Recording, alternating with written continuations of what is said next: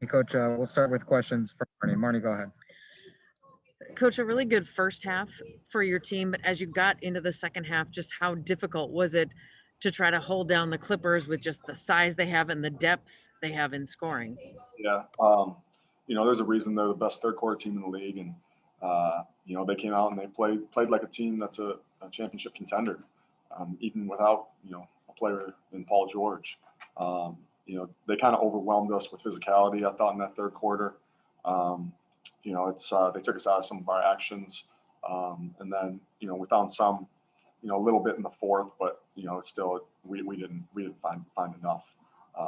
And then when it comes to the defensive end, hey, Kawhi got going, and you throw some double teams at him in different areas, and I mean he's just so efficient, with what he does and how he makes plays for his teammates in those positions.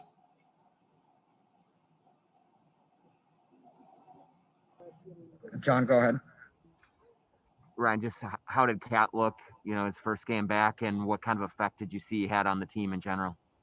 Yeah, I thought he did a number of positive things. We need to shore up and really key in on the details, to the offense again, with him coming back into the fold, because it does change things a little bit too, especially as you become more of a post-up team too, and guys got to get back used to playing with that.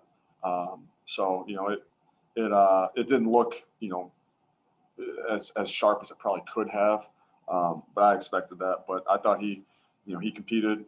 He had his win was good. 18 and 10. Coming back from a layoff like he did, was a good night for him. And one of the adjustments it looked like the Clippers made coming out in the second half, they were basically daring Josh to shoot. How do you kind of balance, wanting to have him play with confidence, but also when the defense is clearly geared that way and he's not knocking those down, it kind of can have an effect on the rest of what you're doing? It definitely did. It definitely did in that situation. We need guys to make shots. We love Josh for what he can bring to us on the defensive end, especially too. But we need to be able to make guys pay when they do that. But it also it can turn into a drive and kick situation. For the rest of the group. Chris, go ahead.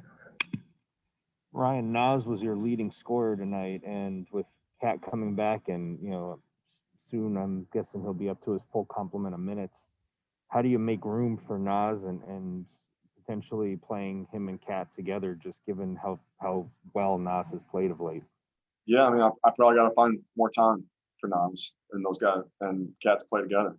So, Nas is playing well, and probably got to find more time. Jace, go ahead. Ryan, what have you thought of Josh's defensive performance this season? I think like anyone, it's been up and down. We asked Josh to do a lot.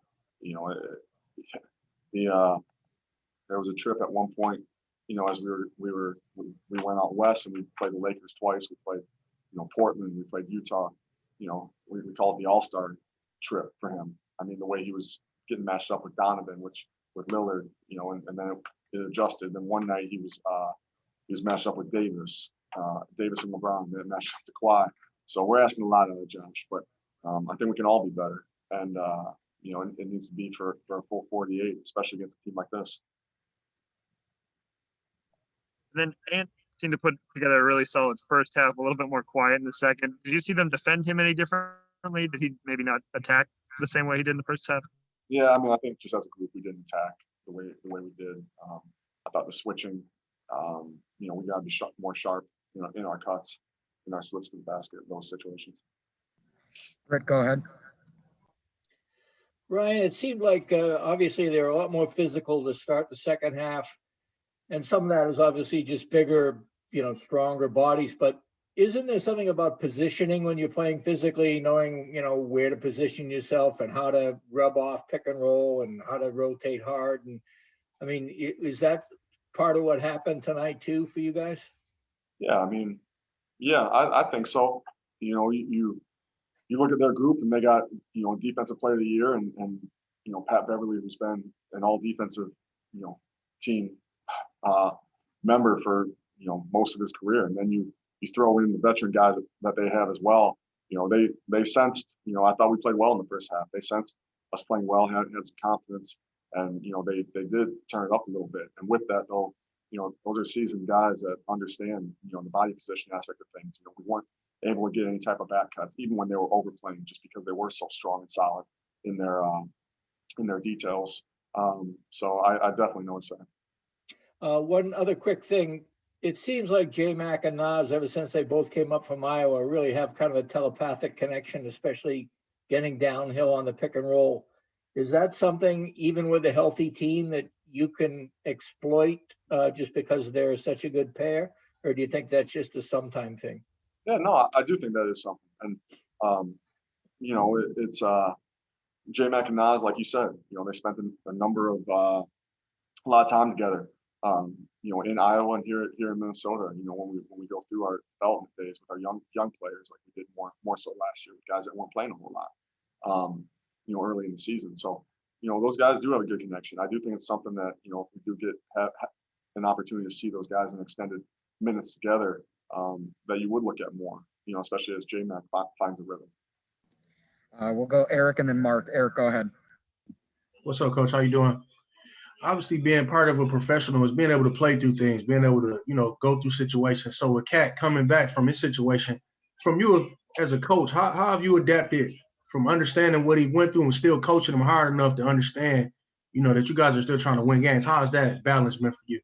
Yeah, I mean, it's it's something that you talk about early in the year. I'm a believer in getting, being up front, and that's always been Cat and my relationship when it comes to coaching hard, but also understanding that you got to be honest with me as the loss of a loved one, the loss of somebody like your mother, especially someone as special as Jackie was.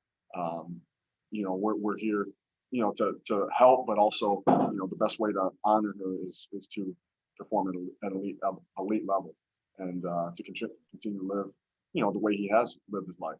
And so there is a balance to that, but I think he, like I've said before, he's a professional, and he understands that he needs to give everything he has, and sometimes that is hard coaching.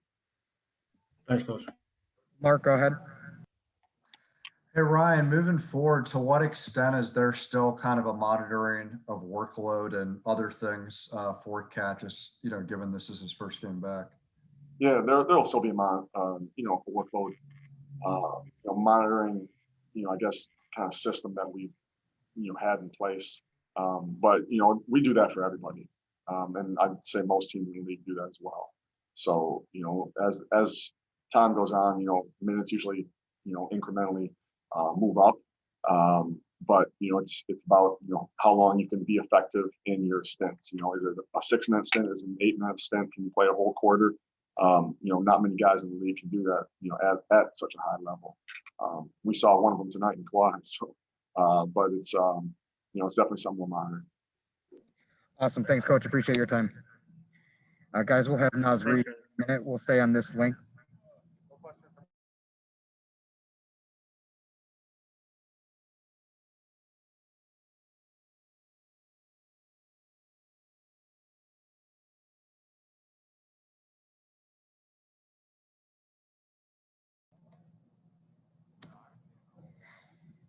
Hey, Nas, we'll start with questions from Marnie. Marnie, go ahead. Now, as you guys came out and played a good solid first half, as you went on through the second half and the Clippers kind of started to show some of their weapons and their depth and their physicality, just how difficult did it make it to kind of keep up with them, and who was doing the scoring, just given the depth that they have over there? I mean, it was very difficult. I mean, that's the best third quarter team in the league. So, they did what they did. We just had to withstand them, but we didn't. It was very difficult trying to stop Kawhi, and he's a great player. So those things will be difficult, and we just got to be able to go out next time and be able to stop him. You had some minutes tonight on the court with Carl at the same time. It wasn't a whole lot, but when you are in that situation, what do you notice? What do you like about playing at the same time as Kat? We can do a lot of the same things, so we could both be in the same position, 4 or 5. I mean, it's space the floor, one inside. It really doesn't matter. So that's something that's big time. We cover up for each other at being able to do the same things. So that's something that's great. John, go ahead. Naz, with Kat back, and you playing a little bit even more with the second unit, especially to start the fourth quarter there. How do you like that lineup? You and J-Mac have some symmetry together, but also just some of the other guys that you're playing with and just the comfort level that you guys can build with that group now that Kat is back. I mean, just no matter what group. I mean, we all just go out and compete. We all are getting better and more familiar with each other's games. We learn each other more and more each and every day, bonding off the court and things of that nature. So, it's just helping us with our game in either group. So it really doesn't matter which group. I mean, just go out there and go out there and compete and do what we do best, or try to the most. Chris, go ahead. Now, with your skill set and Carl's, there's a little bit of overlap there, and I'm wondering, since you've been in this organization, have you learned anything from Carl or from watching him play or practicing against him that you've been able to add or tweak in your game over the last year and a half or so? Definitely. I mean, just going against him in practice, shooting with him after practice, learning defensive things from him after practice. Just going over a lot of film with him. He just teaches me a lot and shows me a lot, and I've learned and I've picked up on those habits. It's making me a player I am today. So We'll go Eric and then Mark. Eric, go ahead. What's up, man? Obviously, you guys, have Kat who's recognized the seriousness of the virus that's still going on like that. You being a teammate of Carl and seeing what he's went through, has that made everything a little more serious to you, or made you more cautious about how you act and how you maneuver throughout this pandemic at all? definitely. I mean, I've dealt with it. A lot of people on our team have dealt with it. So he's not just somebody I've just met. I've known him for a long time from the same area. So I mean, just knowing his people and knowing what he went through and how it affected him, something that I tried to be by him as much as I can, or just make sure he was okay as much as I can. I mean, I've definitely taken it serious since the beginning. So I mean, it just made me even more cautious. We'll go 2 more. We'll go Mark and then Melissa. Mark, go ahead. Yeah, to follow along those lines with what Eric asked you, given what Kat has been going through this whole year, what's jumped out to you as far as what he's been like as a leader when he's been around you guys?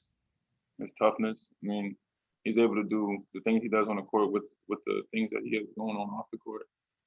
His passion and those things of that nature. I mean, it's not easy going through what he went through, and for him to come back and still play and all the injuries and things that happened with his family and those in that nature. So definitely toughness, I would say. Definitely something I've taken from that. Melissa, go ahead. What impresses you most just about his strength and resilience, and what talks have you guys had, and what guidance have you given him through all of this personally? What impresses me most is just the things he can do at his size and at the speed and at his caliber. It's crazy. You don't see a lot of athletic guys at his size playing like a guard even. So that's something that impresses me a lot, and I'm just trying to take from that. His shooting as well. Just his overall game. To be honest, there's not that many athletic, skilled bigs in this league. So something that just sticks out to everybody in the league is how well he does those things, and I'm trying to be just like that. Awesome. Thanks, Naz. Appreciate your time tonight. Thanks, Naz. Marnie, we'll start with you.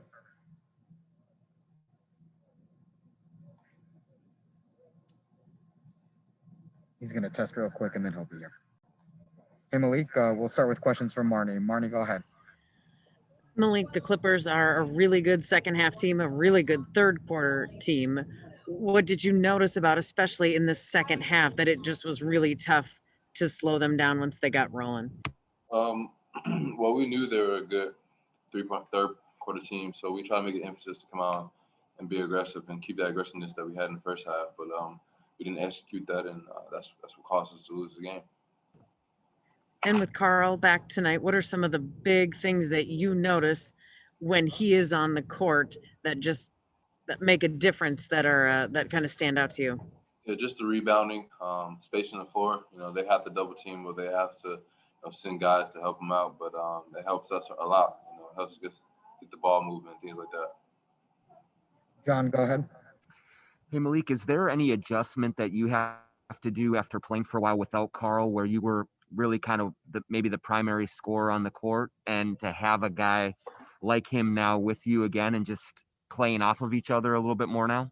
Yeah, I mean, like I told y'all before, I'm really well at playing without the ball and not getting the ball. So playing with Cat makes it easier for me because when he gets the ball, I can cut off of him and things like that. Rather when he's not in the game or D'Lo's not here, I have to get the ball moving. But either way, I'm happy with him on the court, and we're ready to get some wins together.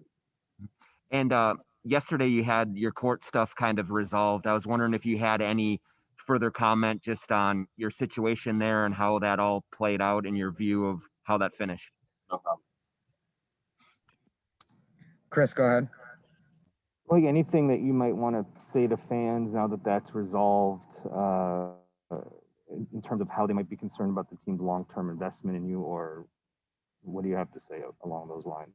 The Gerson and the coach and the team has done a great job of being by my side and making sure that my head is straight and that I've become better as a person. And I hold myself accountable as well. So I'm just thankful to be playing. I'm thankful to be here with the team. I count my blessings every day. How have they helped you? Because Gerson, and how appreciative are you of that? Because Gerson, from the start of this, came out and said the organization would support you. And how have they helped you in that sense? No, just the way they've been making sure I'm good, calling and making sure. They've been great. I'm very thankful for them. Jace, go ahead. Like, is there any biggest thing you've learned from the last few months going through all that?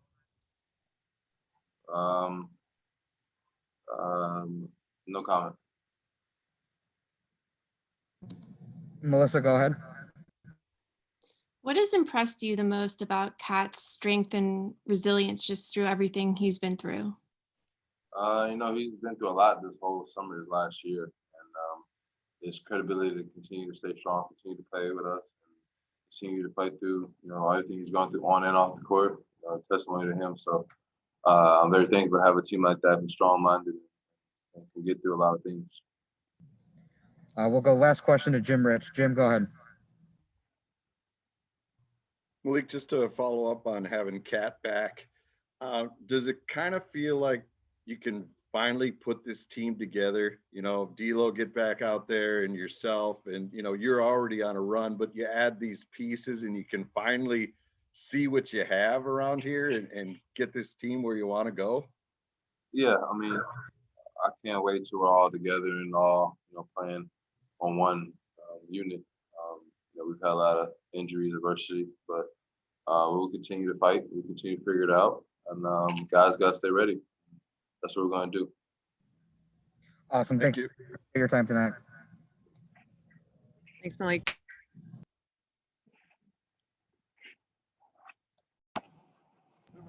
Hey, Carl, we'll start with questions from Marnie. Oh, shit. Okay. My bad. Thanks. Can you take this off?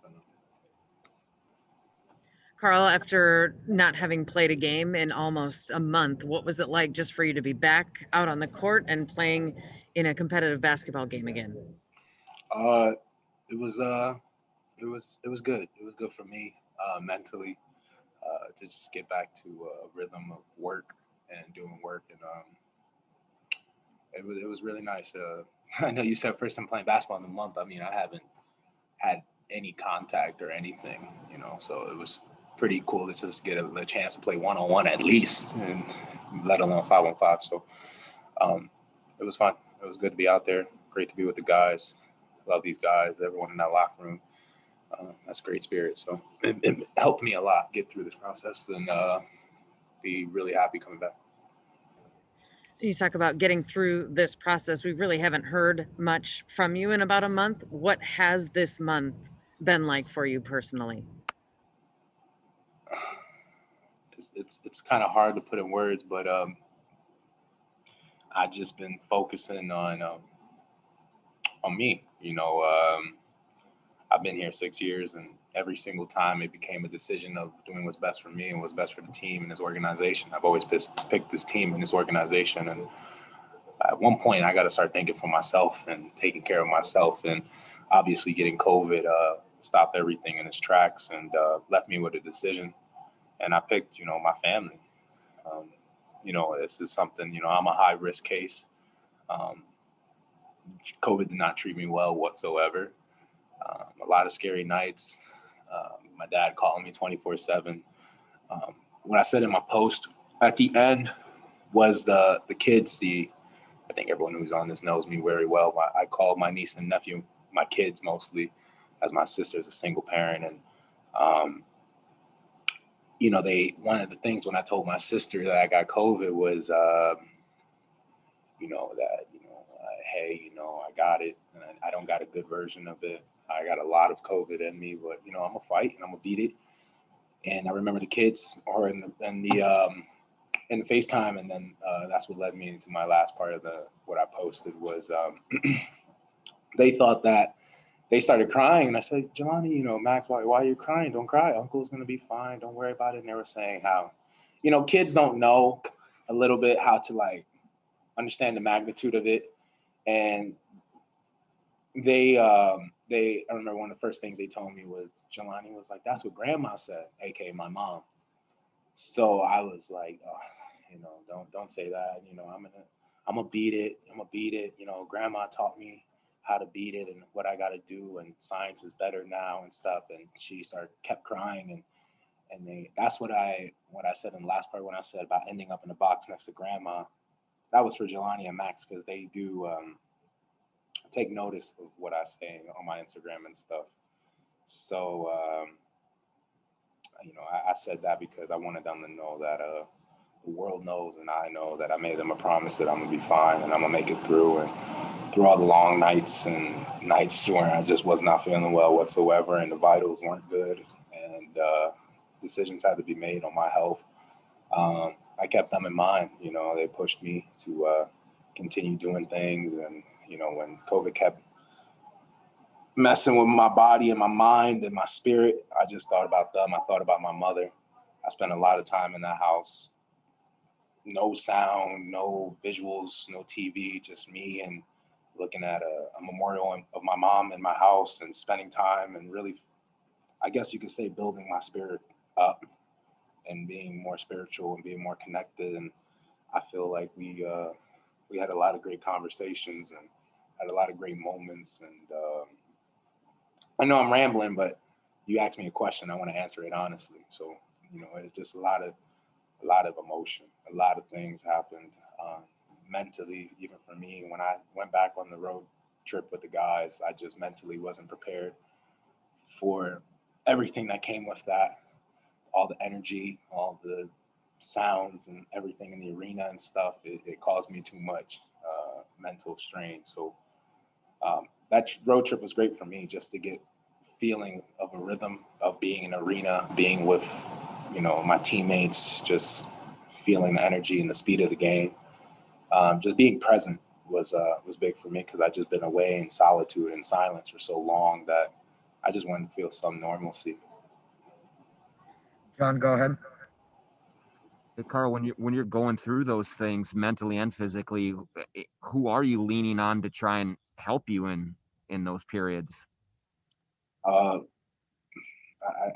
just my faith for real.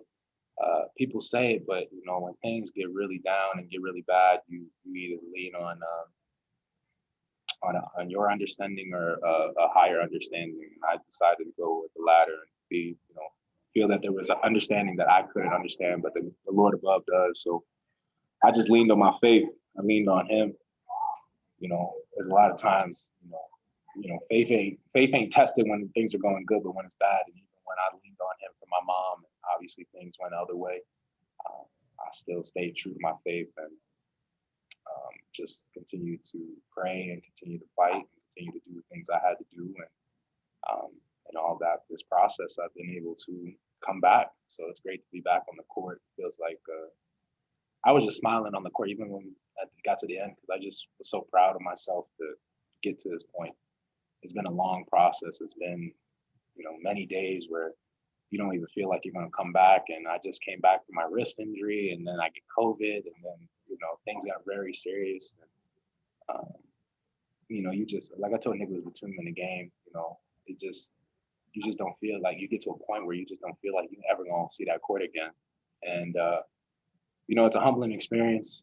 I'm not ready for the retired life yet, so I'm glad to be back.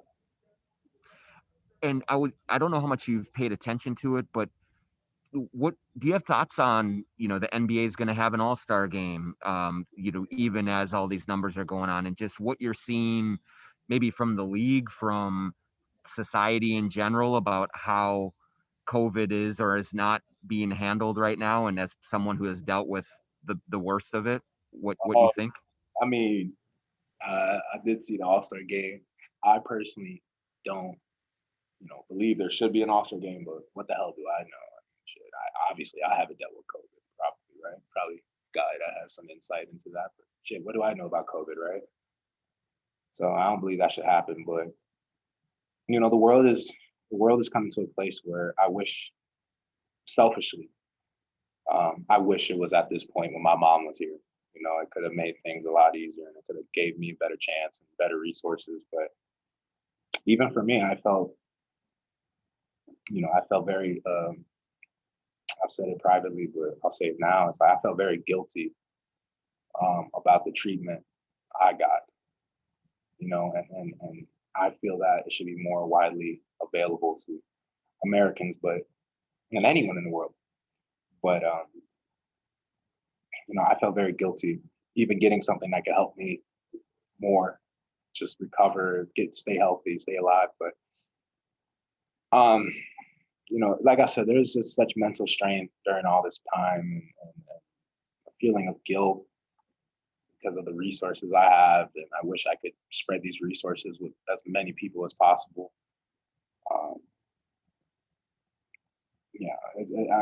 Guilt, just a lot of demons I haven't dealt with that I've put to the back burner for basketball, but basketball was now taken away from me completely. My teammates were taken away from me completely. People were taken away from me completely. Just you in that house, and it was challenging. And but COVID's a real thing. It ain't never gone away. It hasn't diminished at all. It's just gotten smarter. So there's that. Chris, go ahead. Carl, at what point did you maybe turn the corner and go from thinking that you may not play basketball again for a while and it's a long today? A lot of people, I know you hear those stories where people get COVID and they're like, oh, for 4 days, 5 days, I didn't feel well. And then I turned the corner magically one day and I was feeling great.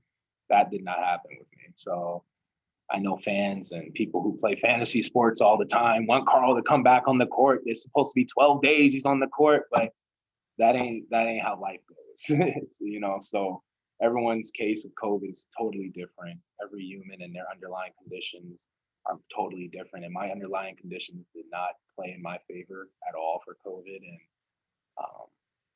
yet alone, one of the most scariest parts for all of us in this organization and my immediate family and stuff was how genetically connected I am to my mother.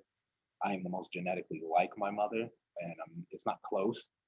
So that was a very scary thing to obviously put in the underlying condition category, including that. Nothing was playing in my favor. I knew it was going to be a long journey. I knew it was going to be a rough journey. Put to the forefront that there's things I haven't dealt with and still grieving and stuff that I had to deal with now in silence with no one around to help me with that process. So,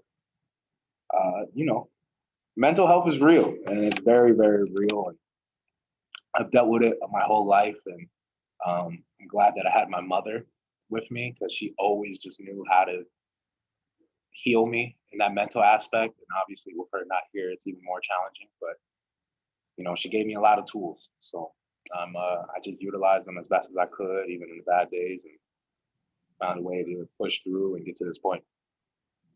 One thing that you said when you were posting on Instagram over your battle was that you were in a car accident this summer. And what we didn't know this previously, but what happened there, and were there any lingering effects of what happened? I mean, quick story. I'll get to it another day. I'm not really too much talking about it, but quick story on that was, my girlfriend had a photo shoot. I was blessed to be at the time in the off season where I could actually go and see her at work. I was 2 minutes from the shoot on a cliff. Drunk driver comes drifting fast as hell. It's 2 o'clock in the afternoon, and it just happened. It was not a good wreck, and I'm just glad, it was at the time. God bless his soul. Frank Ocean's brother had just passed away in an accident in LA, and that was really scary when Jordan was told the news that I was in an accident in the hospital. But it wasn't a good wreck. The way I am, even as how I fell and the injuries I sustained and stuff like that, I was more worried that I messed up her car. So that was just how my mindset always is. I just always felt I always want to try and make sure everyone else is okay, and I didn't want to mess up her car. But I survived. I'm happy I was alive. I had to do what I had to do, get monitored, tested, all that stuff. Stayed, and she was right there with me. Like I said in the post too, Sarah, you can hear this too, but there ain't nothing better than a strong woman. When you got the right woman, woof. When you got the right woman, that should have changed the game. So, I'm blessed to have her in my life where I was able to, after so much and just got out the hospital damn near with my mom and seeing her pass away. Now I'm in the same spot as her. Like, it wasn't obviously optimal, but I'm just happy. I've been too sad for too long to not have a smile on my face through all this. So I just keep a smile on my face and enjoy the little things in life, because like my mom always said, you never know when it's going to be taken away from you. So I'm just going to enjoy every single moment I get with this team, playing this game of basketball, with my woman, with my father, with my sister, with the kids. I'm just going to enjoy every little moment God gives me, good and bad. I'm going to take it for what it is, and I'm going to move on, learn from the bad, and live in the good, Case, go ahead. Hey, Carl, like you said, with the scary nights, the bad vitals, just knowing your genetics and what happened to so many of your family members, how did you keep, as you're going through these struggles, the worst thoughts from entering your mind of what might happen to you? Or did you have some of those thoughts at times? I mean, thoughts come and go for sure, but I've just been through so much that it numbs you a lot to stuff. And, I've just seen such tragedy in my life all the time. And it's unfortunate. I remember one of the times I came and saw my mom, it reminded me of being with my dad's father, my grandfather, and being with him in that hotel room when he had lung cancer, and just knowing it was going to be the time it was not going to be another time I was going to see him. And, I just seen so much in my life, I guess, my mom especially, and all the tragedy I've seen, and the way my mom and my dad taught me to become numb to a lot of that stuff. And it's just the reality of what life is, you live and you die. So I guess, like I said, I take whatever life gives me, good and the bad. When the bad thoughts came in, I was just focused on the kids. I was focused on my family. I was focused on my girl. I was just trying to do whatever I can to obviously not only survive, but obviously not have such bad long-term effects and stuff like that. So I was looking past just making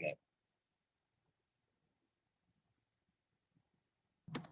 Eric, go ahead. Hey, what's up, Kat? Welcome back, first of all.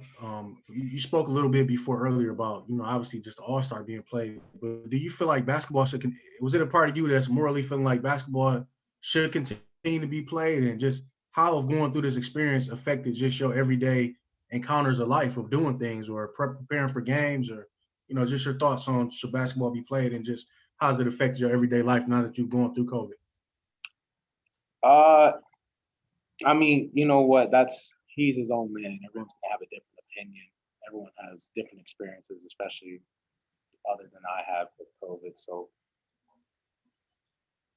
I don't want to speak for no man and stuff. I feel that basketball is just being played, and as long as we could be as safe as possible and adhere to the rules, and players adhere to the rules and the protocols, then I mean, we could do it. I mean, for me, if you're asking how I felt, I mean, I didn't expect basketball to start this year. I wasn't mentally prepared to play when I came in for training camp. Shit, I wasn't mentally prepared for tonight. I think what really pushed me to play was these guys.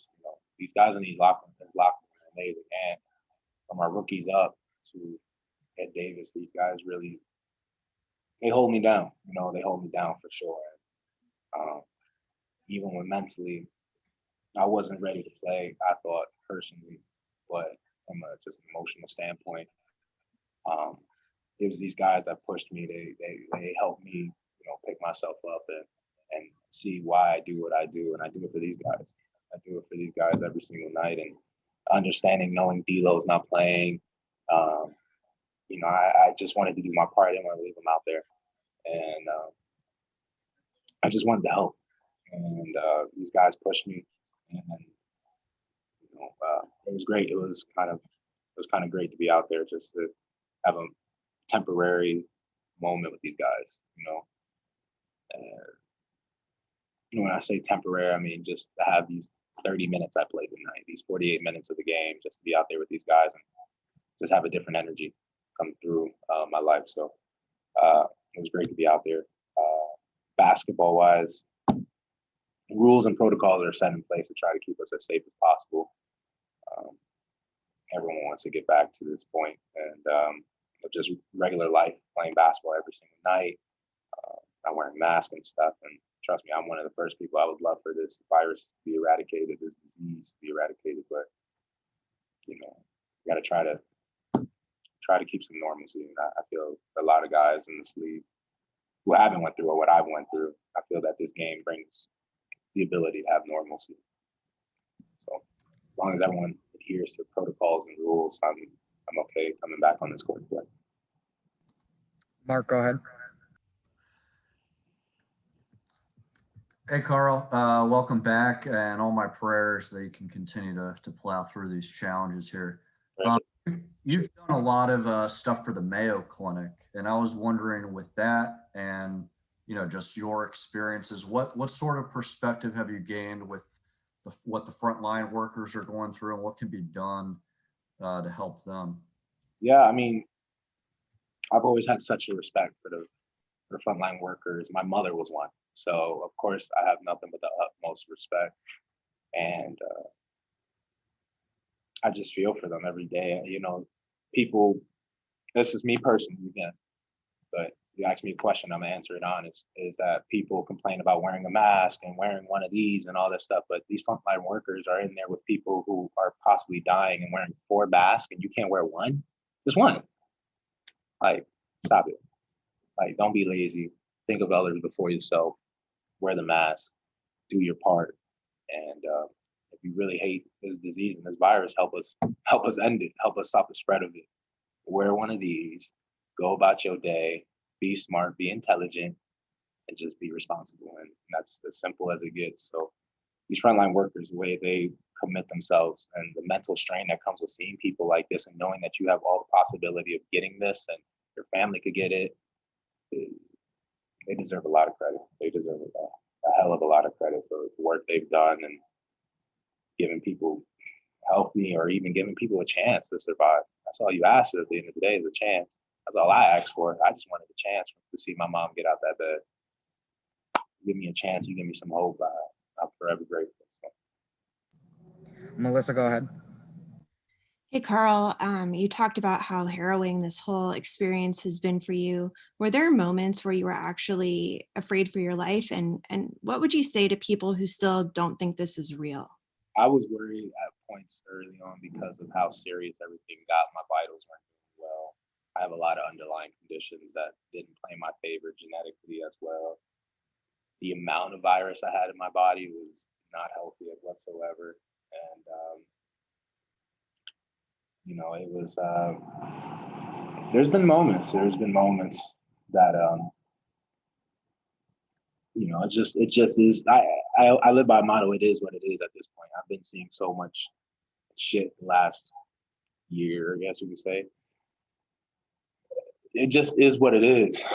I can't make sense of all the things that happen in the world, yet alone to me. So just, it is what it is. And just, let's find a solution. Let's find the way, a plan. Let's make a plan to beat this or whatever the obstacle or the tribulation is, or the trial is, just do whatever I got to do to beat it, to come on the other side. So,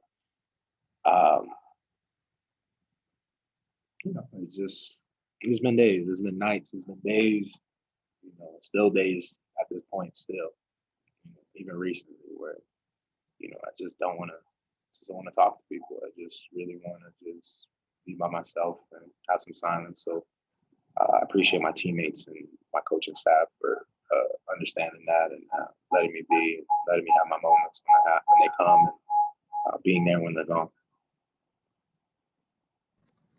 Awesome. Thanks, Carl. Appreciate your time and welcome back. Guys, be safe. Thanks, Carl. Thank you. Guys, Thanks, that'll do it Carl. for tonight. We'll talk to you at our next availability. Have a great rest of your evening.